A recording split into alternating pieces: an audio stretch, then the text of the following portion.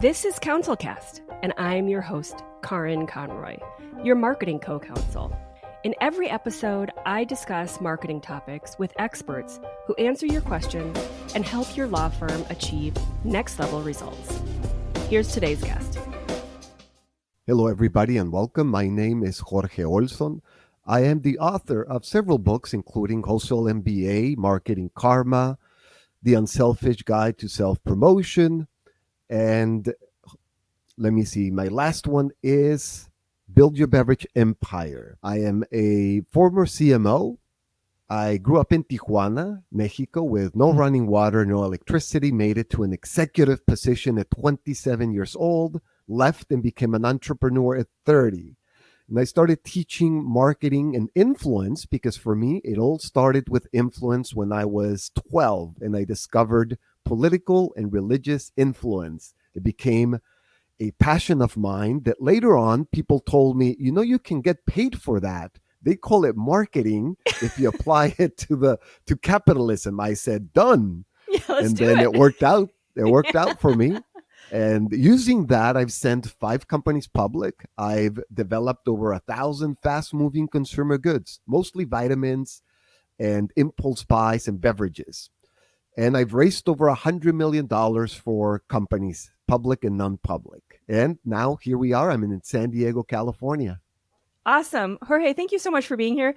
There are so many stories built in just to that intro. So I feel like there's a lot that we can apply to speaking about marketing for law firms. But the title for today's show and what we're mainly going to focus on is the secret to getting consistent legal leads through branding. So branding, I know this is something that you love talking about, and I know that you and I could probably talk about this endlessly. But for lawyers, this is the part where I feel a lot of resistance and confusion, and they don't really understand that direct line between branding and their bottom line. So let's talk first about what it even means in 2025, because there's some core concepts and theories of branding that never change. But things are changing a lot. They changed when the internet happened. They changed now with AI. Can you talk a little bit about what it is and what it is not? Because I think a lot of people think branding equals a logo. So let's talk about what it is and what it means in 2025. You got it. Let's start with misinformation about branding. How about I love it. that?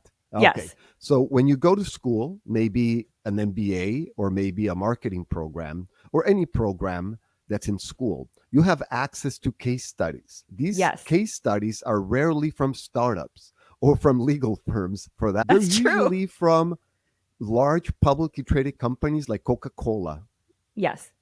Or Procter and Gamble or these Ford, right? These huge companies that have tons of public data. Yeah. And they say, look at this is branding. Look at how they did it. Well, what I would suggest for us is show me how they did it in the beginning. Yes. Don't show me last week's Super Bowl commercial and call it branding for a beer company. Show me how that beer company started. Show me how Chrysler or Coca-Cola or these companies started, what they did and what they attempted in their branding. Yeah. So that's number one. If you're a geek like I am, you would go study the history of branding, which I did from the very beginning of time. And we attribute it to the Egyptians. And then it evolved to Mesopotamia and other places. A blacksmith might put a sign, but then not a lot of people could read. Right. Less than more people than not started reading just less than 100 years ago. Branding was for people who could read, unless you can do symbols. Yes. So you can do symbols. And that's where the Egyptians come back in with the hieroglyphics and the symbols. And makes so much sense. I love that. Built in, right? Built in with symbols. And then if you can imagine a blacksmith and people can't read, so how about a guy with a hammer and an anvil? Yep. And then somebody said, well, that's a logo. Okay.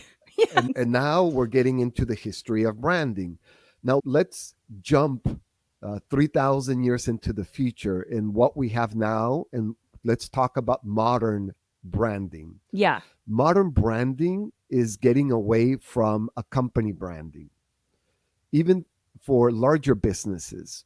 For example, if I ask somebody off the street in the US, who is Bill Gates? And if they don't say Microsoft or they don't think Microsoft, something is wrong with the branding. Oh, interesting. Yeah. Yes? Yeah. Same with the other tech giants. Yeah. Who is Jeff Bezos? Right. Who, and people will associate it immediately with Amazon. Same Right. with Tesla, same with Apple. And when I remember when I started on LinkedIn a lot of years ago, professionals, especially professionals like lawyers, did not want to put their picture Yeah.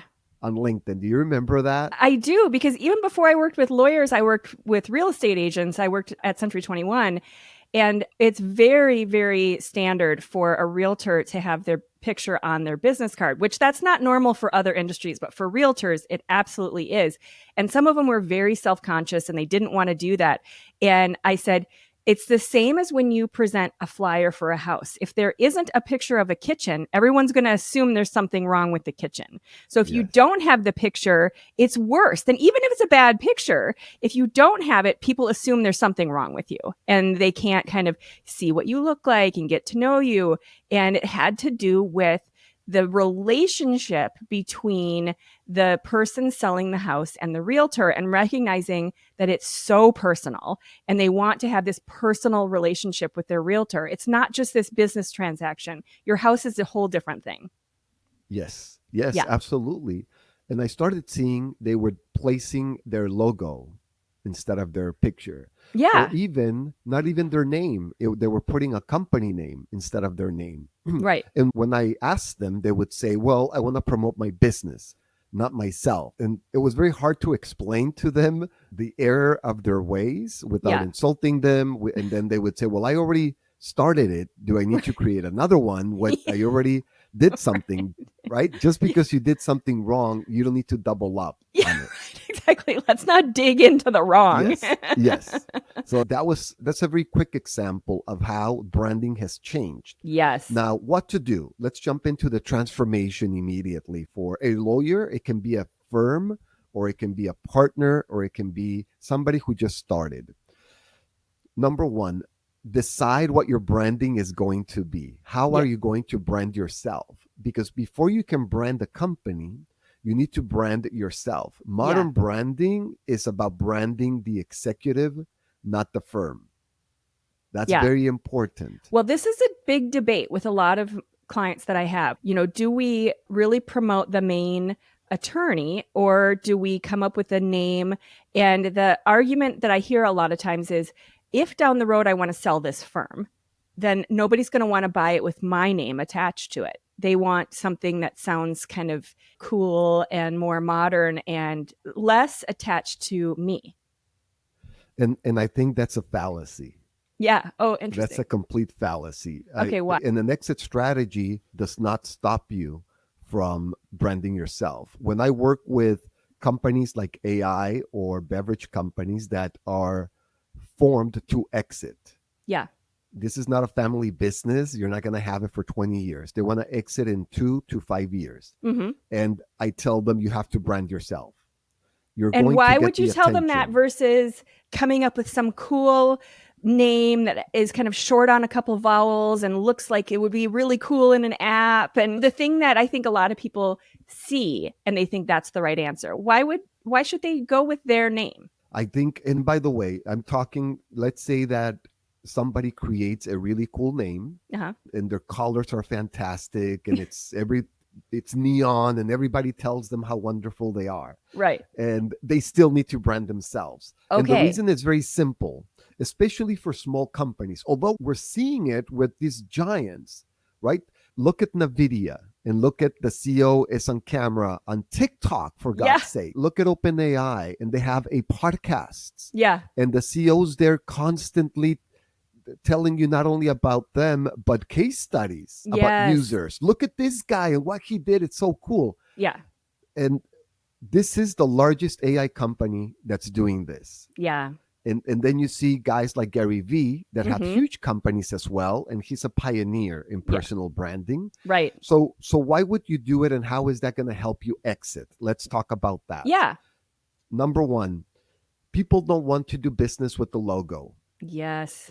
That's incredibly important, and please take that to the bank. People don't want to do business with a logo. If you are in the business of people, because you're probably not in the business of law without being in the business of people, some 100%. obscure practice could be, but the majority is in the business of people. I can't think of an example where you're not in the business of people as a lawyer. Yeah. Even if you're working with businesses, you are making that connection with the business as a human to human. So Yeah. I can't think of a single example where it doesn't have a human connection required. You're right. And logos and company names, especially with lawyers, are scary. They're scary. They're not welcoming. Yeah. And whoever is designing the branding makes it very serious, very old school, Yeah. and very much an old boys club Yes. as Yes. well. Yeah. If you have something more welcoming, like a pet, one of my friend lawyers has a bulldog Yeah. as the logo, mascot, artwork, you name it, and it changes everything. 100%. So that's number one. Okay.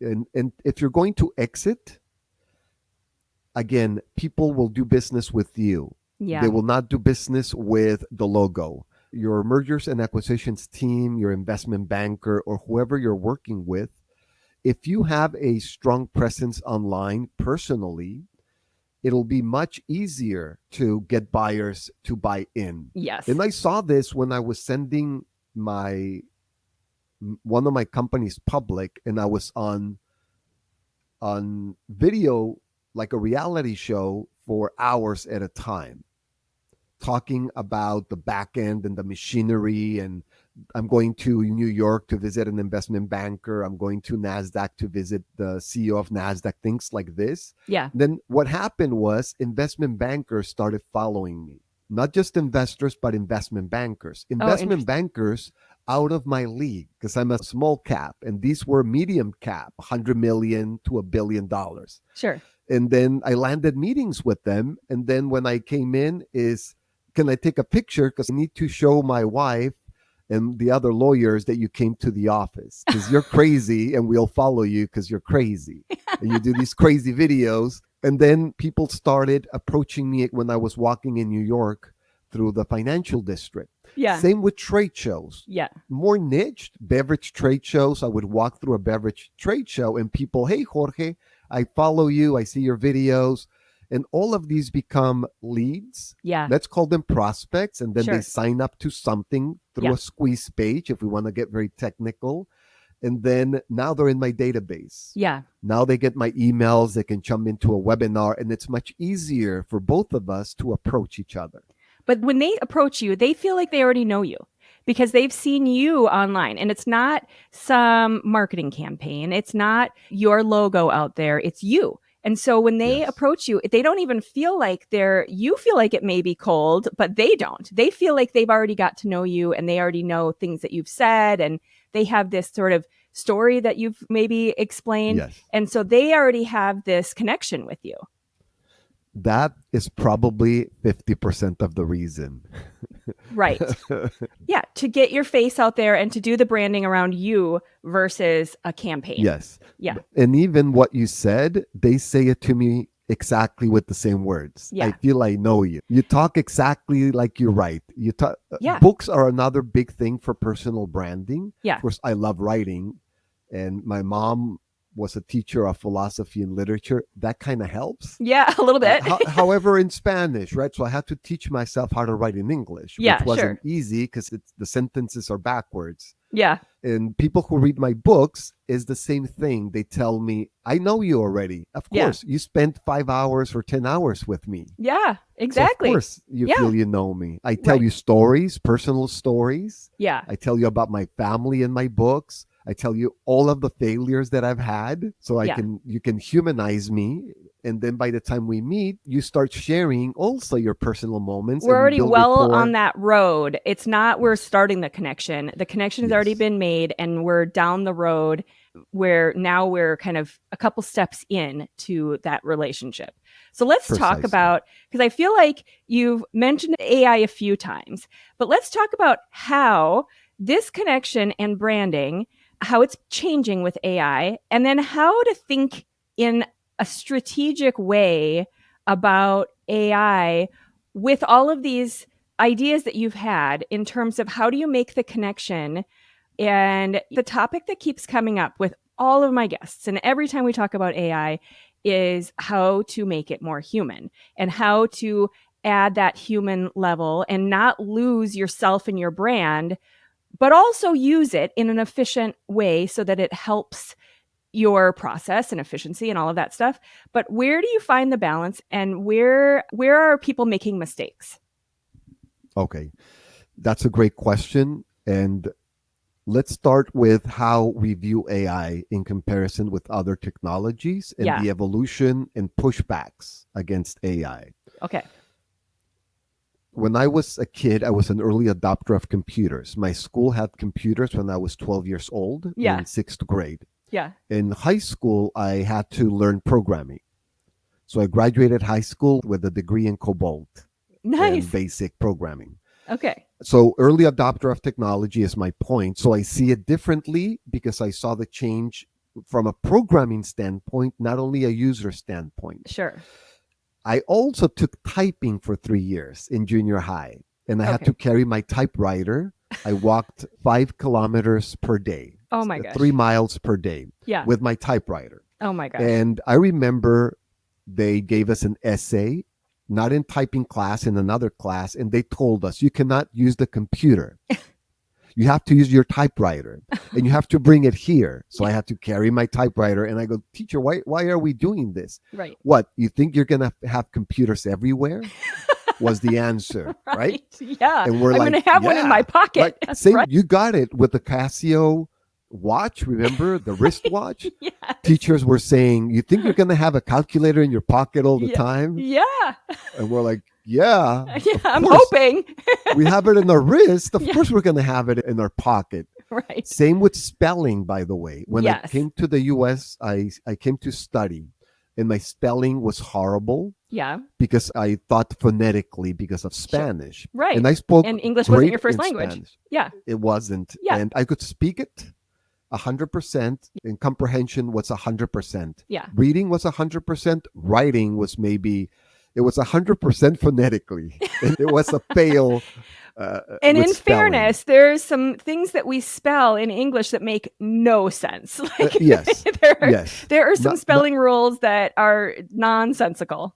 Rule, not rule. Yeah, This is the exactly. rule, not rule. All the exceptions. Yeah. I remember I took I had to take because Spanish was my first language, a special test to graduate Okay. college. That's the English proficiency test, and it's written. And I asked the teacher, it should be oral. Yeah. Because I can communicate and I can tell you, and in 3 minutes you're gonna know Right. that I can speak the language. And she said, no, you have to write it. Ugh. And then I had my Franklin spell checker. Right? It's Yeah. the size of my phone. Right. And I said, well, can I use my Franklin? Well, what's that? Yeah. Well, it's a spell checker. And then she thought about it, and I said, listen, we're all going to have, I have it in my pocket. Yeah. So if you say that I can't use it in real life, I always carry it with me. Yeah. And she said, I guess so then. And I passed. I failed the Nice. first time. I passed the second one. So I wasn't passing because of spelling, Sure. not because of what I was saying. My point of this story is that you could say that's AI Yeah. at a certain point. Right. Right. It is. And it changed. Exactly. And we've been using AI for years and years with Yes. all of these devices we have in our house, but also little things like Grammarly and spell check. Those are AI for Yes. sure. Yeah. Yes. And I use Grammarly. I love Grammarly. It Yeah. tells you how many words I write per year, which Yeah. is fantastic also. And what's your percentage, right, of proficiency with all of the other users. So that's cool because I want to win. Right. Right? I'm competing with everybody on how many words Yeah, I write. right. So So then let's take that into modern AI, what people understand, ChatGPT, let's say. Well, the first thing that I would say is ChatGPT is used in many different ways, and none of them is wrong. There's just levels, like Yes. Excel, right? Excel. You can use Excel just to write like Word. Yeah. Or you can learn to create formulas and business models, and that's going to take you some time to learn how to create a business model in Excel. You need accounting, you need finance, and then you need computer skills to do it. Just like it does, it's going to take you time in ChatGPT. Yes. If you're using it as Google, that's one way. If you're using it to query, that's another way. What I would say is that you need to program your own GPT, Yes. and you only have to pay $20. Yeah. And when you get to this, first of all, it's fun. It is It's so fun. cool to just go through this experience. But then all of a sudden, so I want to hear an example of a GPT you've made, but let me give an example. I have a GPT for creating podcast episodes. And it is very simple because when I create an episode, what I need is very kind of simple stuff. Like I need some talking points. This is not a script. This is not tell me exactly what to say. And I don't have this script over to the side right now telling me that now you need to talk about creating a GPT. It's just giving me some pointers. And then I, as a human, take it from there. So I have this list of ideas and thoughts and talking points and whatever. And then I also have a whole list of other things that I do that help me kind of create the episode after we're done.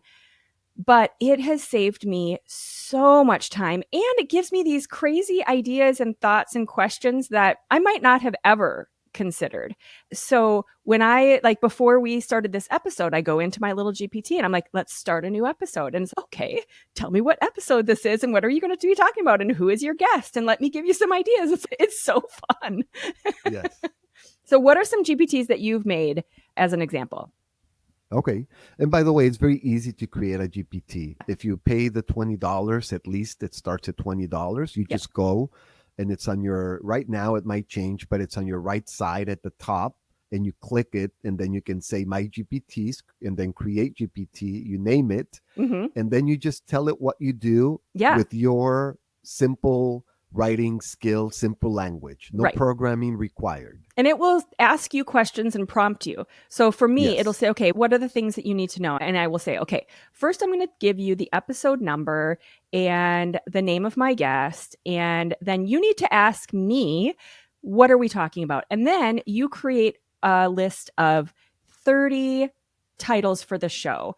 And then we're going to go back and forth a few times until I find one that I really like.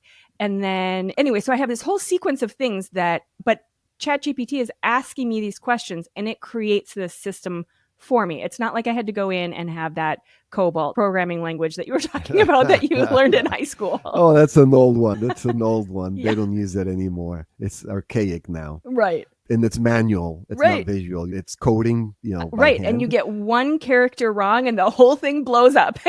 Yes, but you know what? That's the logic that you need. Yes. To do systems. Yep.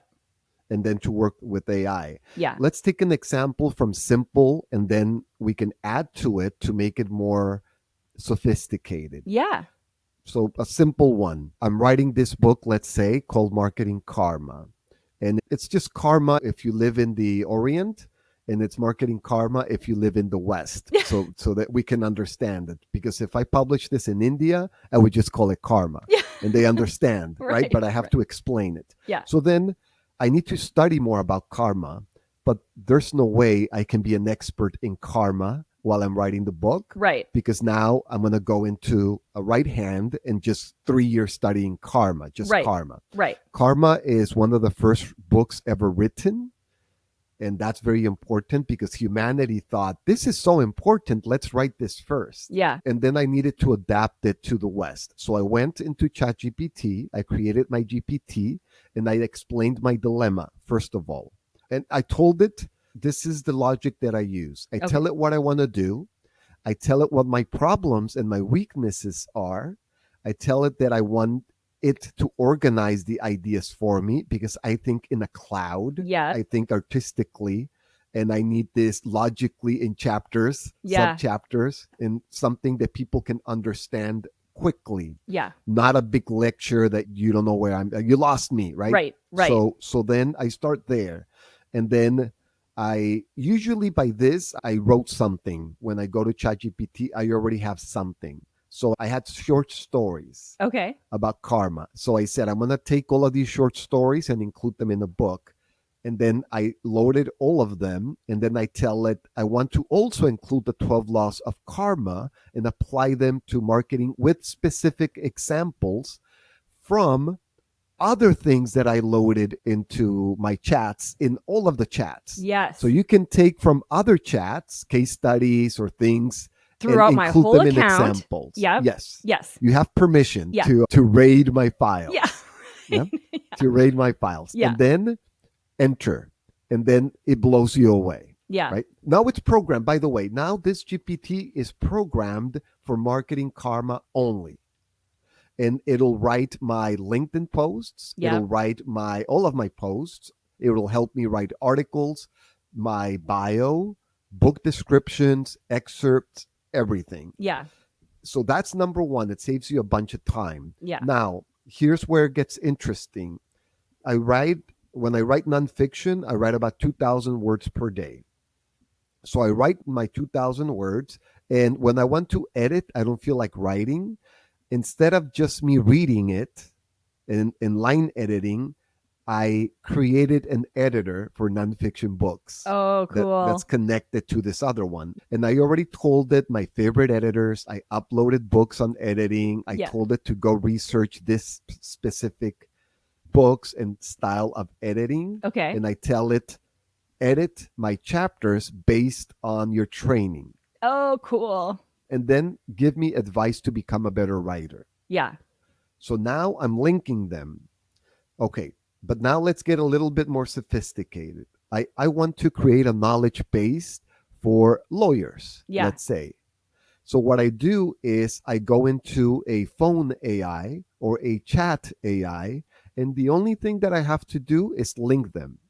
Sure, I can program it again, but I already have it. Yeah. So I ask, there's a button where you can get a key, they call it, an API or API key, and I just take it to the phone AI and the chat AI, and now I can have a place where you or anybody else can go and ask me, quote, the AI me, questions about how to apply marketing karma to their business. Oh, that is so cool. And they can call, right? They can call, or they can chat. Yeah. And then the chat, if I wanted to turn it into leads, I would say, would you like me to book an appointment? Yes.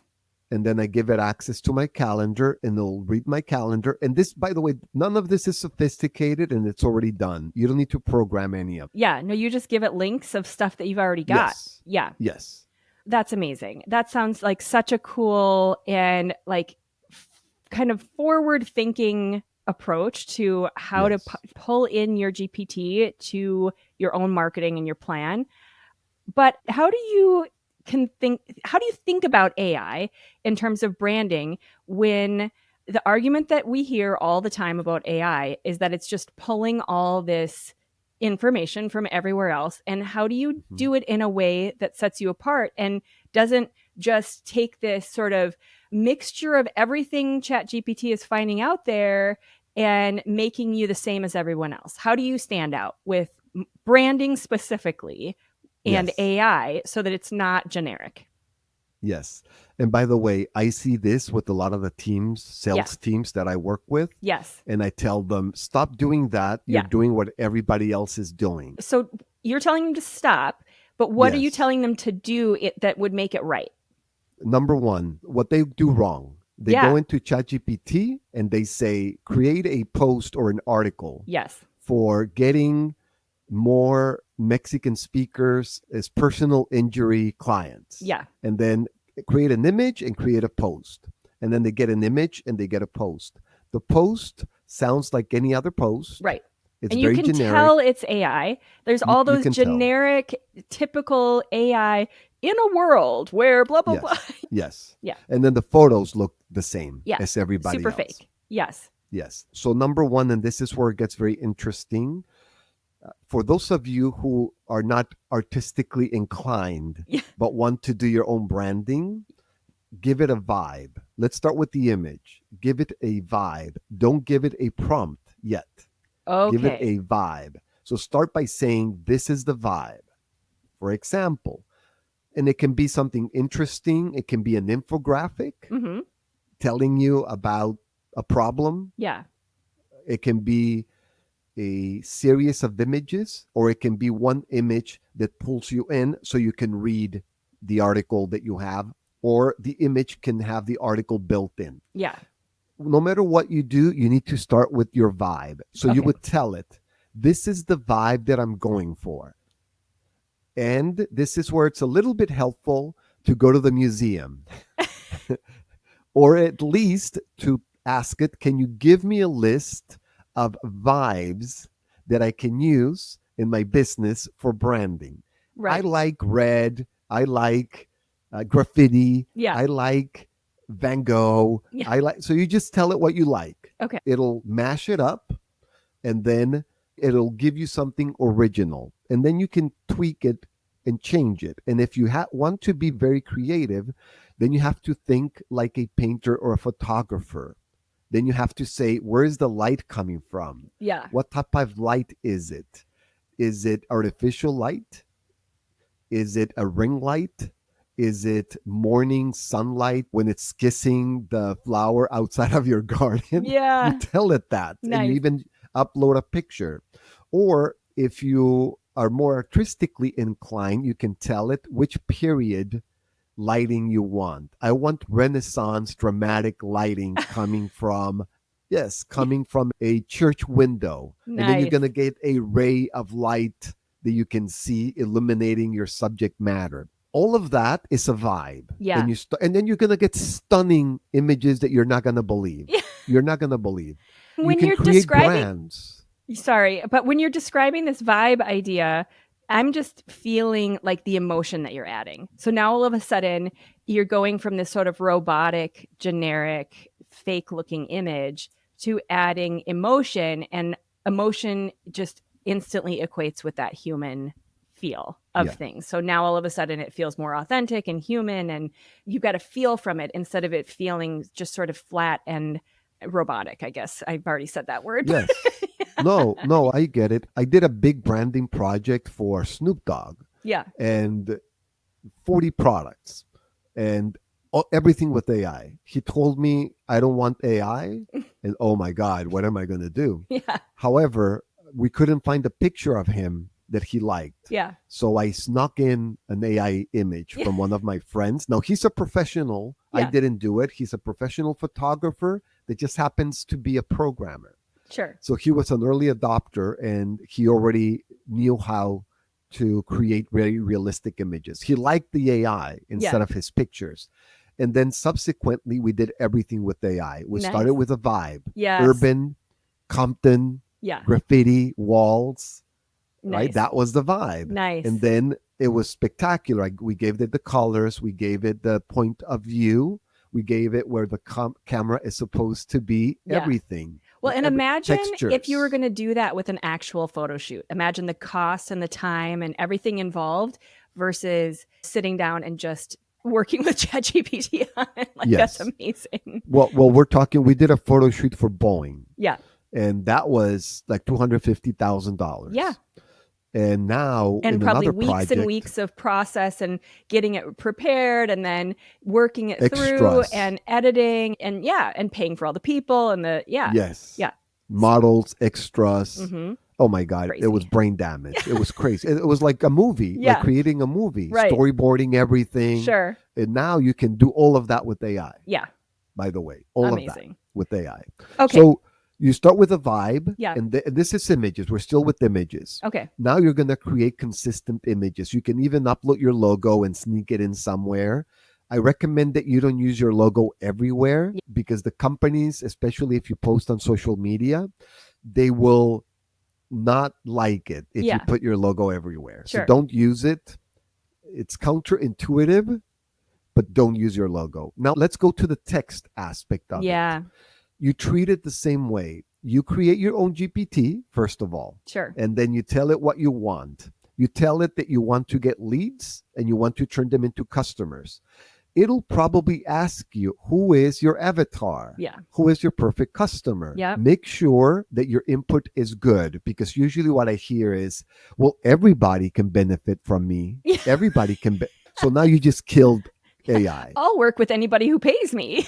Yes, you just killed AI. Right. What I always say is, who pays up front, doesn't complain, and return your calls. Yeah. That's the client that you want. Yep. Right? You want a responsible client that you're not chasing around, that pays on time. Yeah. It's okay. They're gonna probably ask for things very professionally, and it's okay. And for a lot of things, it's okay. Yeah. As long as they're professional and they're on the ball. And they value your working relationship. They value your expertise and your input, and you're not seen as this another employee or some low level just cog in the machine. Yes. Yeah. Yes. So let's say that if you're a lawyer, you say, this is my perfect client. Let's go back to the example of personal injury. It is somebody who was in an accident and they are white collar. Mm-hmm. So they didn't fall from a roof. Yeah. They're white collar, so they earn more money, and therefore you might get more money at the end. They're probably more eloquent and will be better if you go to court in a trial, or any interaction with the opposing lawyer. They will do better. They will look better. They will look at their shoes and go, whoa. Yeah. They will look at their suit and tie and say, okay, this guy, I don't want this guy in court. Yeah. Because just by looking at him, one of my lawyers looked at me the first time I met her, and he looked at my shoes. Yeah. And then she looked at my pants, and then she looked at I was wearing a suit and tie. And then I said, what's wrong with you? Yeah. And she said, I'm just doing what the other lawyer is going to do. Oh. And then they're going to write on their pad. Yeah. And she says, what I see these lawyers writing on the pad is eloquent, well-dressed. They don't start by talking about the accident and the case. Yes. They judge you in 5 seconds. Sure. Yeah. Right? But and I think it's fair to assume that the opposing counsel will, but so will your potential client, so will the judge, everyone. So all of the things that you're presenting are important for all of those different audiences. Yes. Yeah. In this case, you say my avatar, my perfect consumer is this type. Yeah. You do as specific as you can, play a game out of it. Yeah. If you hang out with them, what would they eat? Right. Which restaurants would they want to go? Yeah. Do they want to go to a movie or a bowl game? Yeah. Right? Right. How are they dressed? Do they have a family? Are they bringing the family? Where do they live? Do they have credit cards? What type of credit cards? You do all of this because you're going to need it in your marketing, by the way. Right. You're going to need all of these things anyway. Yeah. When, let's say that we do a Meta or a TikTok or a Google ad, you're going to need all of this anyway. If not, you're not going to get the person that you want. Right. So you feed all of these things to your own GPT. And you tell it, this is my perfect customer. Then you need the message and the promise. We call it unique value proposition, then unique selling proposition. But I always add an extra one. What's the promise? Okay. Yes. And we forget about that one. What's the promise? Everything that you do in your marketing, are you fulfilling your promise? Yeah. Whatever that might be. Yeah. If you say, I'm going to send you the form, that's a promise. Yeah. If you have a squeeze page or landing page on your website and you say, put your email and you're going to get the white paper for this type of clients, and you don't, you just broke your promise. Exactly. And that's the end. That's the end of that potential client. That's the end. Yeah. That's the end. Yeah. So you feed all of this to your AI, and then you start working on your branding from there. Yeah. You feed it information about you, what you like, what movies you like, what music you like, if you have courts, if you have kids, because it's going to use that to provide you with very specific, amazing branding that neither you nor me nor the best agency in the world will be able to do. Yeah. Yeah. So that's the way you do branding that looks like you. So let's flip over to the book review part of the show. And Yes. we have a whole library on the website for all of the guests who each have a recommendation for a book that they think you should add to your shelf. So, Jorge, what is the book that you want to recommend to the audience today? Okay.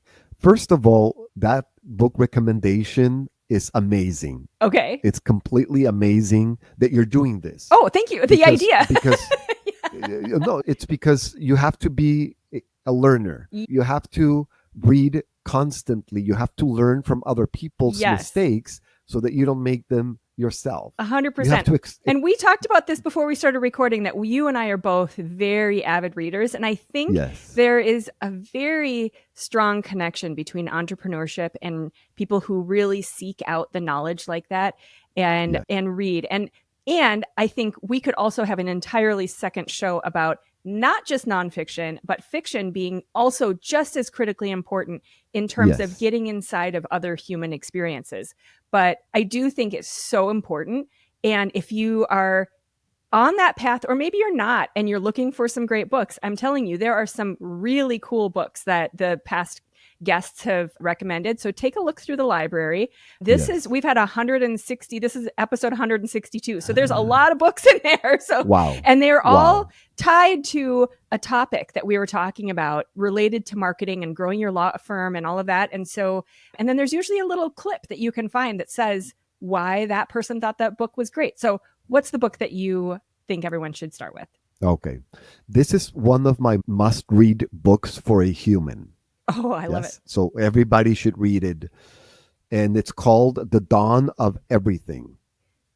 Okay, that sounds like it covers a lot. The Dawn of Everything, A New History of Humanity. Oh, I love the idea of humanity tied in with AI and everything you were just describing, and how to set up that branded AI GPT really comes back to adding in your humanity to it. So tell me more about this book.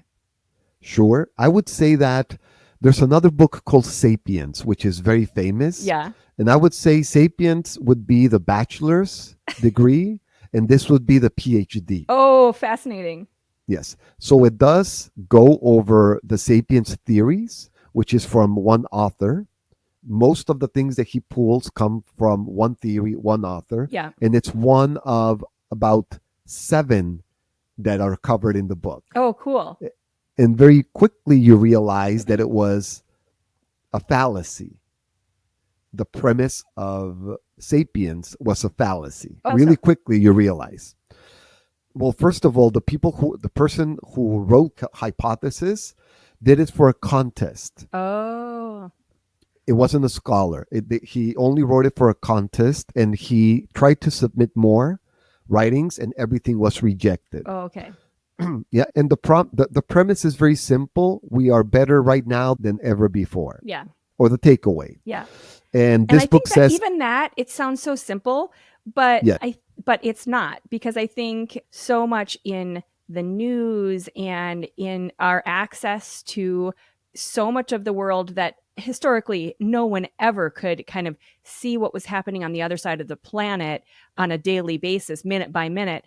It feels like we're not. It feels like things are declining, and just because of this kind of onslaught of information. But the truth is that we are. Everything is so much better than it was for our great grandparents and ancestors. Yes. And that's the premise of Sapiens. Okay. Right? And in this book, in The Dawn of Everything, the authors, David Graeber and David Wenglow, are archaeologists and anthropologists. Oh, cool. So and historians. They're not just writers. Okay. Right? They go dig. Yeah. They're in the trenches. Literally. Really in the trenches. Yes. And the first thing that they say is, compared to all of history, we are not in the best place right now as humans. Okay. And it's not the best for us. And a quick example is, you needed about 2 to 4 hours of work to survive. Historically. Yeah. And so that was your work. No 8 hours, no 10 hours, no 12 hours. Yeah. Like some of you, I know who you are. It was 2 hours and you had everything that you needed. Yeah. Now you would say, well, that's kind of boring. What did you do with the other 16 hours or whatever? Yeah. It was bonding with humans. Yeah. Yeah. Because our evolution needed us to be in clans of about 100 where we knew everything about each of those 100 people. And that takes time. Yeah. And you needed to be their best friend. Yeah. And you needed to know what they were feeling at all times, even by looking at them. Right. Have you ever have a friendship where you don't have just to glance say, and yeah. And times but that's 100. evolutionary. It's important for evolution and Yes. just sustainability so that they can care about keeping you alive and you can care about keeping them alive. And also that you can care about people in terms of wanting to procreate with them and, keep your clan alive. That's right. Yeah. You got it. To that point, you had the people who had to stay back while the others were hunting and gathering and take care of the kids and the old ones. So we had daycare. Yeah. And we had elderly care. Yes. We had it built in, and they didn't abandon somebody because they broke their foot. Right. They didn't leave them behind to be eaten. Yeah. Because it was a clan, and between 100 or 99, you can take care of that other one that's slower. Sure, of course. So that was, and I stumbled upon this book, I was doing research. Yeah. I started going into this path of why do people get angry? Oh, cool. It has no place in society. Yeah. How is it helping you? Okay, maybe if you're a toddler and you throw a tantrum and you get the toy. Yeah. That worked. And then you learn how to do that over and over. You're an adult now screaming in the office. Right. Because it works, right? But I don't think that's the norm. I think those are special people, let's say. Special people. The majority now behaves accordingly to rules. Right. So you don't need to be angry. So what does it say? What was the purpose of it? The purpose of it, and I said, okay, this must be evolution. Yeah. So I started researching evolution books. One of my friends who's a neurologist told me, oh, that's called evolutionary psychology. That's the term. Perfect. So now I wrote it now in my I know search, what to Google. And I found this book and other books. As we're nerds, I read 5 books on the subject, not one book, but this is my favorite. But let me give you the answer. Yeah. The answer is very simple. When we were back on the trees or on the savannah, and we only had these 100 people, you had to understand very quickly what to do and what not to do with the other people. Who is picky? Who wants everything in order? Yeah. Who wants to carry the babies? So let's say that somebody likes to carry the babies and they feel good about carrying the babies and they feel safe. Yeah. And then I go and I want to carry the baby because carrying babies is awesome. Yeah. And I go, give me that baby. And they start throwing a fit. Right. And I go, oh, okay. That guy likes to carry the babies. I understand now because we lacked communication skills. So it's a way of understanding the systems and the rules and the roles of the whole society. Without words. Yeah. This is before we had words. Yeah. Now we have words, but we still get angry. It's still there. That passed. They should pass. And so I learned it because I have my own theories, right? So I learned that very quickly because they address it in the beginning. Yeah. They also talk about food and nutrition and our evolution in nutrition, relationships, of course, a lot of relationship. So I think it's a must read to understand yourself. Yeah. For mindfulness. Well, and so much of marketing is psychology. There's so much that you are trying to tap into people's decision process and how they learn to trust you and all of those psychological feelings that you're trying to convey with the branding. And so that is where it gets really tricky to layer on AI or the technology when you don't have that feeling. And I think going back to what you were saying about trying to add in that vibe to both your image and your message, that's where you're bringing in that vibe is sort of code word for the feeling and the psychology and the kind of all those unwritten human aspects of all of this. Absolutely right. Yeah. And fear. Yes. Fear is very big. Fear is so especially huge in when marketing, dealing. and I think we could probably do a whole other episode just about that and how people will drive entire marketing campaigns based on fear. And it's really a slippery slope. I'm sure you Yes. have strong feelings about that too, but it can be really messy to drive and Yes. solely base your entire firm and strategy around fear. Yes, I wouldn't recommend that. No. However, it is important for the marketer or the attorney Yeah. or whoever's doing the selling to understand Yes. that, especially in the legal world, Yeah. your customer is coming in with fear. Yeah, of course. Yes. And you need to be aware and recognize and start by Yes. acknowledging it, but don't have that be your driver. Have that be Correct. just the thing that brings your connection in. And Correct. yeah. And address it. I think we need, as professionals, especially attorneys, it's important to realize that your person is coming from fear. Yeah. If it's a personal injury, to stick with that example, I think the fear is incredible because your client is coming with 10 fears. Yeah. They're injured. Right. Probably they're injured. Yeah. And they have fear. Am I going to get better? Right. Am I going to get back to normal? Am I ever going to work? My bills didn't start because I fell. Right. Or somebody hit me. That's another level of fear, because now we're talking into fight or flight kind of fear. Right. The worst kind of fear. Yes. And then I'm fear of lawyers. Yeah. Yeah. And the cost and just the laundry list of Yes. all of that. Yes. Yeah. All right, Jorge, we have covered a lot in this episode, but as people are soaking in all of this awesome kind of thought and process and everything that you've been talking about in terms of just how to set up your GPT, after this, they're done listening to this episode, and please listen to the whole thing. Because you want to make sure to hear the closing little outro song. What's the first thing they should think about doing? Actually sitting down and writing on a notepad, okay, I need to add this thing to my list of to-dos. What should they do in terms of everything we've been talking about? Okay. A very quick way of doing it where they will completely change their branding and their marketing is write a letter. To who? Actually, it's 2 letters. One letter is to your perfect customer. Okay. Write a letter telling them what's going to happen. Once they work with them. Yes. Okay. What's going to happen. Addressing the fear, Yes. the anxiety. Yeah. Don't do a laundry list. Number 1, send me the information. Number 2, sign the contract. No. Yeah. This is a personal letter if you were writing to your mom. Okay. Or to your best friend. This is what's going to happen. This is what you're going to feel. This is what's going to make you angry. Yeah. This is the other lawyer is going to do to you in a deposition. Yeah. And then the other way around. Write a letter from your client to you. Oh, interesting. Yes. That, take it to the bank. That's going to be your sales copy, your website copy, your autoresponder emails, your banners, your ads. That's going to be the basis of your sales copy for the next year to 5 years. Oh, interesting. Take it from a former CMO. Yeah. I still do that when I enter a new company. Doesn't matter if it's big. Yeah.